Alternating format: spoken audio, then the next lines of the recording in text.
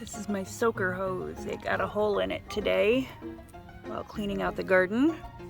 And so now we have got to cut out this soaker hose, this hole, and then we're gonna fix it.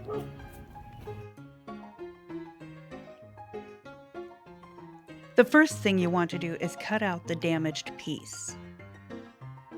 It really doesn't matter what you use. You do want a good crisp line there.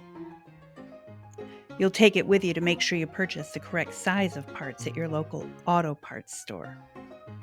Yes, I said auto parts. Start with your brass connector. Fit it inside the hose. Then slide a hose clamp on each end of that hose. Push the free end onto the connector and make sure you get it all the way together.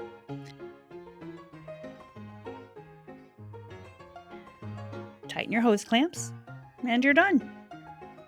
There are repair kits for regular hoses, but this works perfectly for these small soaker hoses. Take a look.